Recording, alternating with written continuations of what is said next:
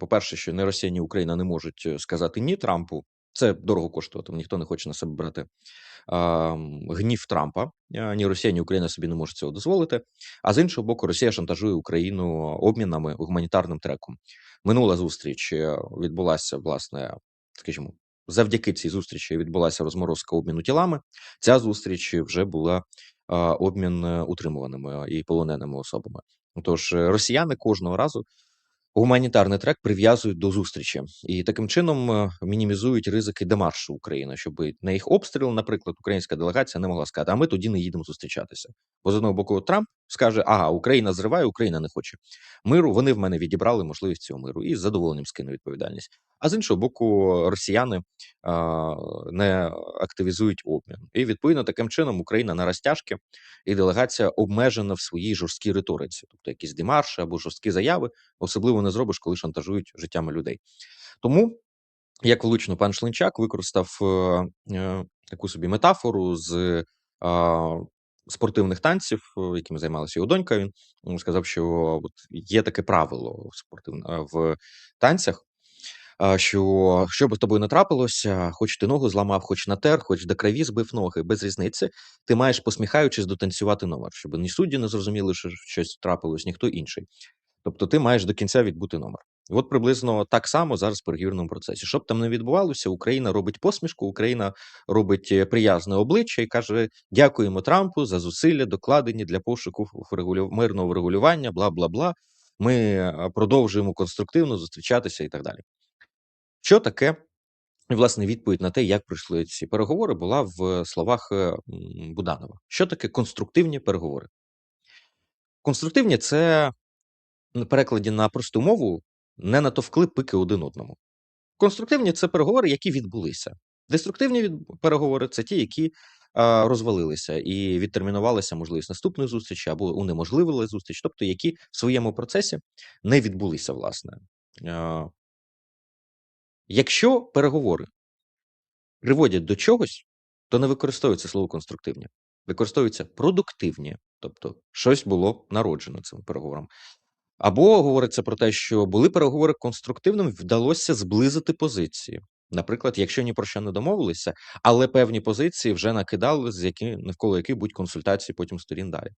Або вдалося дійти спільного бачення по ряду питань, або щось інше. Є ціла низка дипломатичних ефемізмів, якими можна сказати, охарактеризувати верніше процес, але не сказати зміст цього процесу. Конструктивні переговори – це ефемізм, який відповідає за те, що переговори не зірвалися. Тобто, іншими словами, домовилися домовлятися далі. Оце є результатом Абу-Дабі. І іншого результату там бути не могло. Зустріч в Сполучених Штатах, якщо і буде відбуватися, то це не буде зустріч тристороння російсько-українська, це буде зустріч делегації двостороння. України з Штатами, Штатів з Росією. Я не думаю, що на полях Сполучених Штатів може відбутися тристороння зустріч, а тим паче на якомусь високому рівні. Тим паче, чому? Я так думаю, зокрема, що рівень переговорів в Абу-Дабі – це рівень технічний.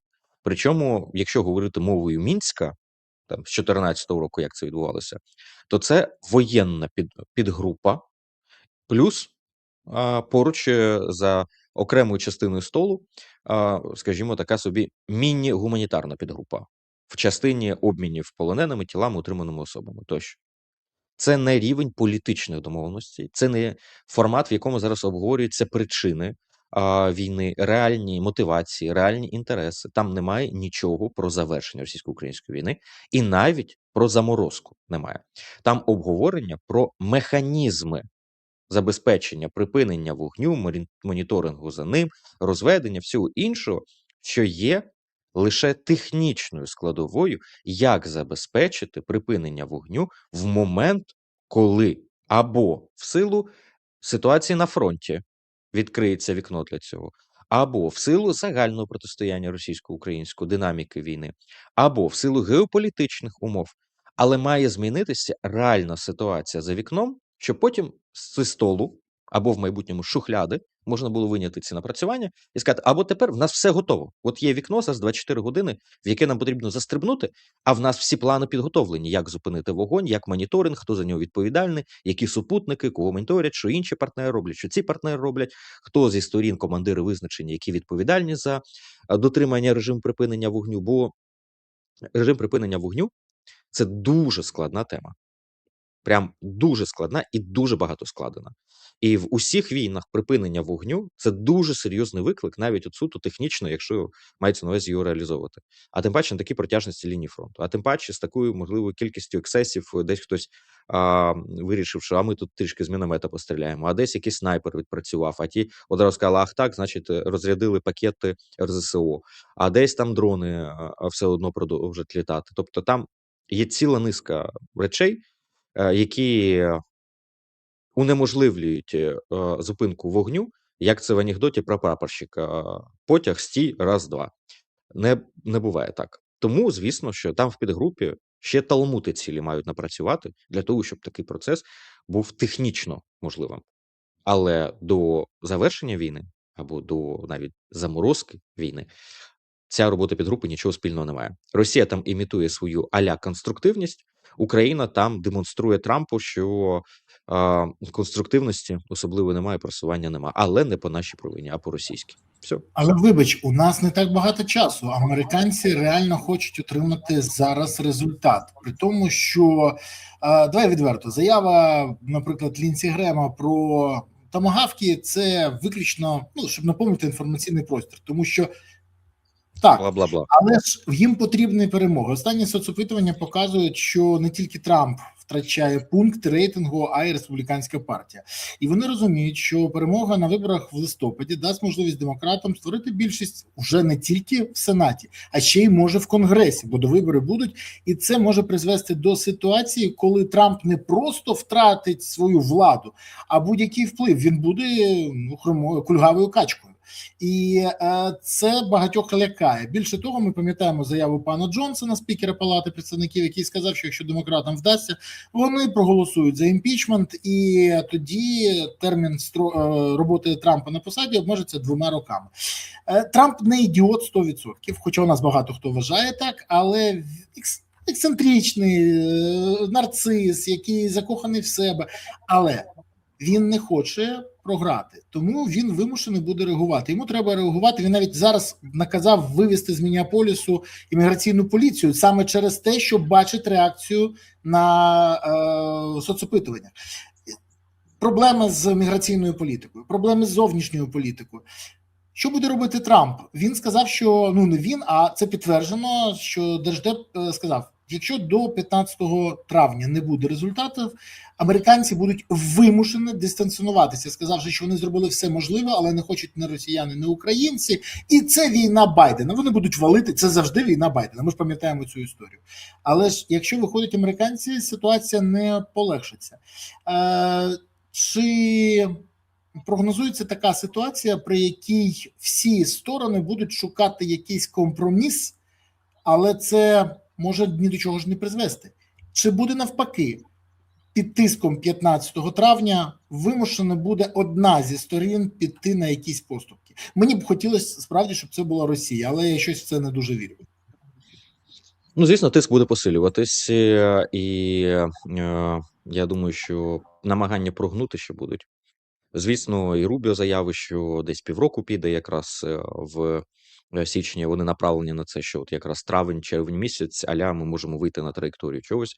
На мою думку, і я висловлював багато разів в стрімах і в ефірах, що вікно якраз для припинення вогню буде наприкінці травня, в червні, і воно може відкритися, зокрема, через стан російської економіки і через те, що складуться умови і внутрішньоамериканські для того, щоб Трамп отримав перемогу. І в той момент можна вичавити максимально хороші умови, якщо при цьому і Європа, і Україна будуть готові, а в Сполучених Штатах здомінує адекватне крило в команді Трампа, а не те, яке буде готове рятувати Росію за будь-яким чином і за рахунок всіх. В такому випадку, якщо буде крило, яке захоче підігравати Росії, то все одно припинення вогню в цей момент не трапиться. Бо умови, які виставлятимуться, будуть неприйнятні для України. Росія продовжить бліфувати, не дивлячись на катастрофічну ситуацію всередині. якщо в Росії не буде цієї катастрофи в силу якихось обставин. Ну, може чорний лебедь, білий лебедь прилетіти. Є певна динаміка процесу і є точки біфуркації, в яких все може піти в різні боки. Зрозуміло, що якщо завтра, не знаю, якась пам'ятаємо випадок, наприклад, з введенням воєнного стану в Південній Кореї, який просто обвалив криптобіржі, який обвалив світові біржі цінних паперів, який створив геополітичне напруження, просто півдня був воєнний стан. Але в результаті це перемішало дуже багато карт на столі, і потім ще на місяць, як мінімум, впливало взагалі на всі розклади. Тобто можуть траплятися якісь такі ексеси на різних куточках світу, які можуть впливати. Але за всіх вихідних нинішніх, наприклад, навіть по золоту ціна зростала і зараз почала падати. Ну, не просто почала падати, вона обвалилася і тепер там баражує трішечки, коливається. Як по золоту, так по сріблу, по криптовалютам там взагалі падіння того ж біткоїна вдвічі, на більше ніж 40% від пікового. А все це говорить про те, що почали лускатися ці бульбашки. І для Росії як падіння криптовалюти, в якій частина їх сірих і чорних активів, так і падіння ціни на золото, в якій їх біла частина активів зараз зберігається. Це також додатковий удар на тлі нафтових надходжень. В них вдвічі менше, ніж вони планували надходження по січню місяцю.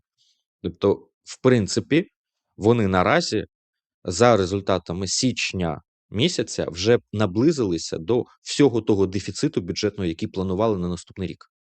Тобто вони розуміли, що вони його вичерпають місяці за 3-4, цей запас дефіциту, який закладений в бюджет, і місяці через 4 їм прийдеться його переглядати. А виявляється так, що вони його майже вичерпали за перший місяць. Ну от для розуміння темпів, з якими вони йдуть, випереджаючи навіть негативний сценарій, який для них міг би бути там екстраполяційно прокладений з точки зору доходів до бюджету.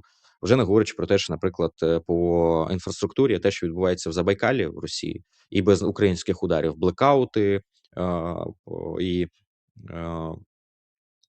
збої фактично, чи інфраструктурні колапси, які відбуваються там, є наслідком, зокрема, того, що в Росії капітальні вкладення і навіть ремонти планові були поставлені на паузу по комунальному господарству, тільки екстрені ремонти. Чому? Тому що ці гроші були перенаправлені на СВО. І, відповідно, рівень деградації інфраструктури з 40% за останні декілька років впав до 60 з копійками відсотків інфраструктури, яка знаходиться в аварійному стані. Ясно, що це не про Москву, а це про все, що за рамками Садового кільця. І чим далі від Садового кільця, тим ситуація гірша. 60+ – це в середньому по країні. От за Байкалі там вже за 100%, судячи з цього, амортизація всього. Відповідно, трішечки морози більше дали, і все посипалося. Тому там купа проблем, які накопичуються, і вони сніжним комом починають одна за одною взриватися і підтягати інші, тому що воно ж починає рватися і рве і все сусіднє. Сила натяжіння спрацьовує. Тому якраз травень-червень є таке вікно. Але знову ж таки, залежатиме від ситуації всередині Росії, залежатиме від ситуації в Сполучених Штатах і залежатиме від того, в якому стані ми підійдемо до цієї точки, як з точки зору ситуації на лінії фронту, так з точки зору інтегрально нашої стійкості як держави. Тут же ж і морально-психологічний фактор, тут же економічний фактор, інфраструктурний тощо. І з того, наскільки Європа буде готова відігравати суб'єктну роль. Зокрема, зараз Європа реально взялась, от прям по-серйозному взялась за нарощення своєї геополітичної суб'єктності. Але чи встигне і чи не пробуксує в цьому, чи відіграє всі комбінації вірно з доданою вартістю, чи десь в штангу дасть? Ну, це ж також гра з відкритою сумою. Але раніше, травня-червня, я би ніяких проривів взагалі не очікував. Для них просто немає місця і простору для того, щоб вони відбулися. І те, що зараз можна досягнути в рамках переговорного процесу, можна характеризувати як результат, в якому живі позаздрять мертвим. Бо будь-який результат домовленостей до того, він буде для України коштувати ще більшої крові.